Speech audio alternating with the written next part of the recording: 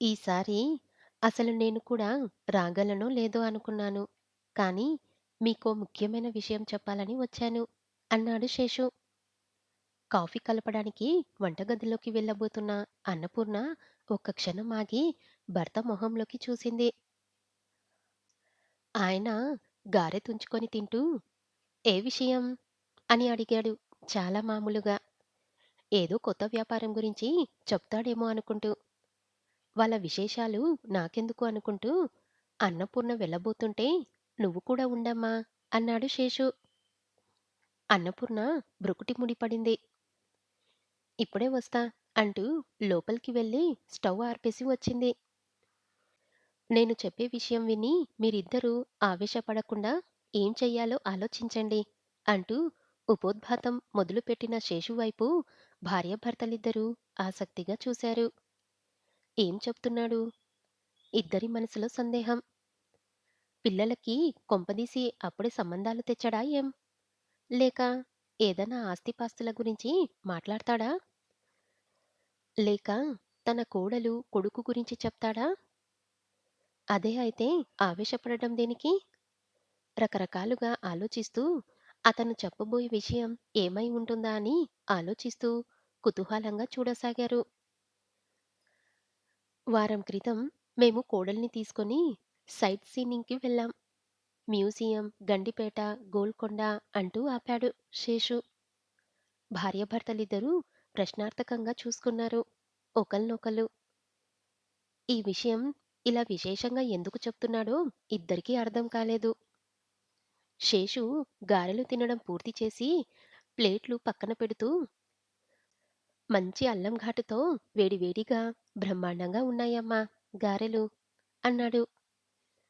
ఇంకా 2 వేస్తాను అని వెళ్ళబోతున్న అన్నపూర్ణని ఆపుతూ వద్దు, ఇంకా ఇది తినాలిగా అంటూ రవ్వ కేసరి బౌల్ చేతిలోకి తీసుకొని మొదలుపెట్టాడు.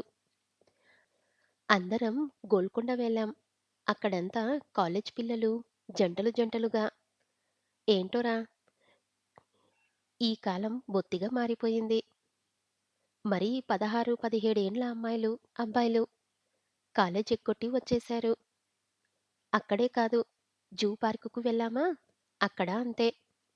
ఎక్కడ చూసినా జంటలు జంటలుగా చూస్తుంటే ఏమిటో ఒళ్ళంతా కంపరం మెత్తింది. బొత్తిగా దిక్కుమాలిన సినిమాలు, ఇంటర్నెట్లు పిల్లల్ని పాడు చేస్తున్నాయి. 20 ఏండ్లు వచ్చేసరికి అందరికీ అన్ని అనుభవాలు అయిపోతున్నాయి. పెళ్ళిళ్ళు కాకపోయినా అయినా. వాళ్ళని అని లాభం లేదు. పెద్దలే కొంచెం జాగ్రత్తగా చూసుకోవాలి. అవును బావగారు. తెల్లారి పేపర్ తెరిస్తే ఇంటి నుంచి లేచిపోయి పోలీస్ స్టేషన్‌లో పెళ్ళిళ్ళు చేసుకున్న వాళ్ళు, గుళ్ళల్లో పెళ్లి చేసుకున్న వాళ్ళు, పెళ్లి కాకుండా కలిసి బతికే వాళ్ళు, ఏంటో బొత్తిగా భయం, భక్తి లేకుండా తయారవుతున్నారు. కాలం మారుతుందంటే ఏమిటో అనుకున్నా. కానీ ఇలా ఉచ్చం, నీచం లేకుండా మారుతుందనుకోలేదు. అన్నపూర్ణ కూడా శేషుని సమర్థిస్తూ అంది. మొన్ననేగా పేపర్‌లో ఒక 17 ఏండ్ల అమ్మాయిని ప్రియుడే చంపేశాడని వార్త చదివాము. దాని వయసు 17. అప్పటికి 4 ఏండ్ల నుంచి వాళ్ళ మధ్య ప్రేమామయం నడుస్తుందంట. అర్థముందా? అంత చిన్న పిల్లకి ప్రేమ ఏంటి? వేధవేషాలు కాకపోతే? 4 తన్ని ఇంట్లో పడేస్తే ఇంత దూరం వచ్చేదా? మండిపడ్డాడు కోటేశ్వరరావు. అదే నేను చెప్తున్నది. వీళ్ళవి ప్రేమలని ఎలా అంటాం? ఏదో ఆకర్షణ, వెర్రిపోకడ. దానికి ప్రేమ అని పేరు పెట్టేసుకోవడం, ఐ లవ్ యూ అనేసుకోవడం. ఏమిటో నిట్టూరిస్తూ అడిగాడు శేషు. అన్నట్టు మన గాయత్రి వయసెంత? 17. చెప్పేది చెప్తూ వెంటనే ఆవిడ చిన్న ఉలికిపాటుకి గురైంది. అన్నపూర్ణ. ఎందుకు అడుగుతున్నాడు? శేషు కొన్ని క్షణాలు గంభీరంగా ఉండి, ఇలా చెప్తున్నానని బాధపడకండి. పిల్లని ఓ కంట కనిపెట్టి ఉండండి అన్నాడు. అన్నపూర్ణ, కోటేశ్వరరావు అతని వైపు ఆశ్చర్యంగా చూస్తూ ఏం జరిగింది అన్నారు. అప్పటికే శేషు నేను చెప్పబోయే విషయం విని ఆవేశపడకండి అని చెప్పడం, గాయత్రి వయసు అడగడం, ఇప్పుడిలా అనడంతో అన్నపూర్ణ మనసు కీడు శంకించింది. గాయత్రి ఏదన్నా తప్పు చేసిందా? పిల్ల అలాంటిది కాదు. దానికంత ధైర్యం లేదు కూడా. పైగా కాలేజికి, ఇంటికి తప్ప మరో చోటకి వెళ్ళని పిల్ల గురించి ఆయనకేం తెలుస్తుంది? మనసుకి సమాధానం చెప్పుకుంది. శేషు 2 క్షణాల తర్వాత అన్నాడు. దాన్ని నేను చూసి ఏడాది దాటిందనుకో, అయినా గుర్తుపట్టగలను. కోటేశ్వరరావు నొసలు చిట్లిస్తూ అనుమానంగా అడిగాడు. ఎక్కడ చూసావు శేషు? అన్నపూర్ణ గుండె దడదడలాడింది. శేషు ఇద్దరి మొహాల్లో మారుతున్న రంగులు గమనిస్తూ చెప్పడానికి కొంచెం సందేహించాడు. కానీ ఇవాళ తను ఈ విషయం దాస్తే రేపు ఏదన్నా జరిగితే ఆ తప్పు తనదే అవుతుంది. నీకు తెలిసి నాకెందుకు చెప్పలేదు? నీ కూతురైతే అలాగే వదిలేస్తావా అని అడిగితే? ఎంతైనా తమ్ముడు. ఒక తల్లి పిల్లలు కాకుండా రక్త సంబంధాలు ఎక్కడికి పోతాయి? లేదు, చెప్పాలి అనుకుంటూ నెమ్మదిగా అన్నాడు. గోల్కొండలో మ్రాన్పడిపోయింది అన్నపూర్ణ. మొహంలో నెత్తురు చుక్కలేనట్టు పాలిపోయింది ఆవిడ మొహం. కాలు చేతులు వణకడం మొదలుపెట్టాయి. నిస్తేజంగా భర్త వైపు చూసింది. కోటేశ్వరరావు మొహం ఆవేశంతో ఎర్రబడింది. పళ్ళు పటపటాలాడిస్తూ గంభంలా లేచి నిల్చొని ఎప్పుడు? అని అడిగాడు. కంచులా మోగింది ఆయన కంఠం. అదే, మేం వెళ్ళిన రోజే.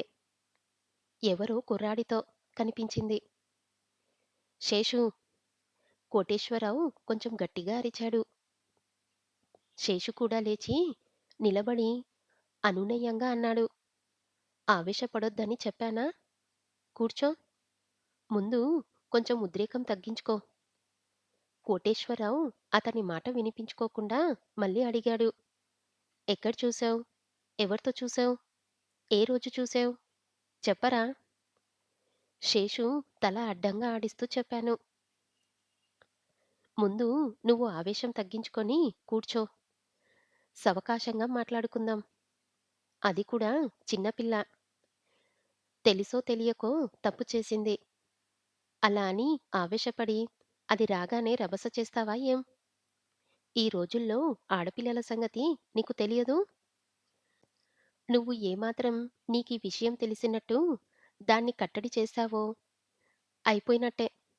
ఒకసారి తన స్వేచ్ఛని అరికడితే వాళ్ళల్లో కసి పెరుగుతుంది.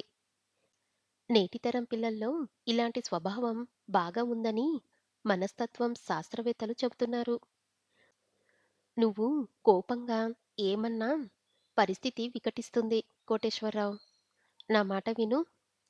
ఈ రోజుల్లో ఇంత పెద్ద సంఖ్యలో ఆత్మహత్యలు ఎందుకు జరుగుతున్నాయి? వాళ్ళ స్వేచ్ఛ అరికట్టడం వలన. ఈ కాలం పిల్లలకి ఏమున్నా లేకున్నా స్వేచ్ఛ కావాలి. అందుకే నా మాట విని నీకేమీ తెలియనట్టు ఉండు. తల్లిగా అన్నపూర్ణ విషయం ఎలా తెలుసుకోవాలో, ఏం చెయ్యాలో ఆలోచిస్తుంది అంటూ నెమ్మదిగా నచ్చజెప్పసాగాడు శేషు. కానీ కోటేశ్వరరావు ఆవేశం తగ్గలేదు. కూతుర్ని క్రమశిక్షణతో పెంచుతున్నాడు. భయభక్తులతో పెంచుతున్నాడు. కాబట్టి తన పిల్లలు తప్పు చెయ్యరని ధీమా ఉంది. ఇప్పుడు శేషు చెప్పేది వాస్తవమైతే తప్పు చేసింది గాయత్రి కాదు. తను, తన భార్య. ఆ పిల్లని పెట్టాల్సినంత కట్టుదిట్టలో పెట్టలేదు అనే కదా అర్థం? ఇదెలా జరిగింది? ఆలోచిస్తూనే శేషు బలవంతంగా భుజాలు పట్టుకొని కుర్చీలో కూర్చోబెట్టడంతో కుప్పకూలిపోతున్నట్టుగా కూర్చున్నాడు. శేషు చెప్పసాగాడు. అక్కడ దాన్ని చూడగానే ముందు అవునా కాదా అని ఆలోచిస్తూ నిలబడిపోయా. తర్వాత ఉమాకి చూపించా. తను చూసి మన గాయత్రే అంటూ కన్ఫర్మ్ చెయ్యడంతో అక్కడే ఆగి, నిలబడి అబ్జర్వ్ చేశా. అది చాలా బిడియపడుతూ కూర్చుంది. కళ్ళల్లో భయం, బెదురు. వాడిని చూస్తే ఉత్త వెధవలా ఉన్నాడు. మన పిల్ల కదా! దారి తప్పి నడుస్తుంది. ఏదో ప్రలోభంలో పడుతుందని చూస్తూ చూస్తూ నాకెందుకులే అని వదిలెయ్యలేకపోయా. అందుకే పనిగట్టుకొని వచ్చాను చెప్పడానికి. వాడు వెధవ. పిట్టలు పట్టేవాడిలా ఉన్నాడు చూడ్డానికి. అది బలవంతంగా వచ్చినా దానిలా బిత్తర చూపులు చూస్తూ కూర్చుంది. అంటే అర్థం కాలా? ఎవడో దాన్ని అమాయకత్వం చూసి బుట్టలో వేశాడు. అన్నపూర్ణ నోరు విప్పింది. ఎవరో ప్రలోభపడితే మాత్రం ఆడపిల్ల సిగ్గు, శరం లేకుండా అలా పరాయి మగాడితో గోల్కొండ, గండిపేట తిరిగితే మా పరువు ఏం కాను బావగారు. మీలాగా ఎందరు చూశారో, ఎక్కడెక్కడ చూశారో. అసలు కాలేజ్‌కి వెళ్ళకుండా అలా కోటలు, పార్కులు తిరగమని ఎవరు చెప్పారు దానికి? అసలు అంత ధైర్యం ఎలా వచ్చింది? నాకేం అర్థం కావడం లేదు. ఆవిడ మాటలు పూర్తి కాకుండానే కళ్ళల్లో నీళ్ళు గిర్రున తిరిగాయి. బాధపడకండమ్మా! బాధపడితే సమస్య తీరదు. దీనికి ఏదో పరిష్కారం ఆలోచించాలి. మన పిల్లని మనం అదుపులో పెట్టుకోవాలి. కాలేజ్ కాక ఎటూ వెళ్ళకుండా కట్టడి చెయ్యాలి. అంతే. కొంతకాలం అలా ఉన్నాక దానికే తెలిసి వస్తుంది. పళ్ళు పటపటాలాడిస్తూ అన్నాడు కోటేశ్వరరావు. అవును. దాన్ని కాళ్ళు చేతులు కట్టేసి ఇంట్లో కూర్చోబెట్టు అన్నపూర్ణ. రేపట్నుంచి దానికి కాలేజీ లేదు ఏం లేదు. 2 రోజులు తిండి, నీళ్ళు కూడా ఇవ్వకుండా మార్చు. దరిద్రపు. కసిగా అంటున్న భర్త వైపు భయంగా చూసింది అన్నపూర్ణ. అదే వద్దు అంటున్నా. ఏదైనా సరే నెమ్మదిగా నచ్చజెప్పే ధోరణిలో ఉండాలి కానీ, మన పెద్దరికంలో హింసించకూడదు. నరికి పోగులు పెట్టాలి. నచ్చజెప్పడం కూడానా?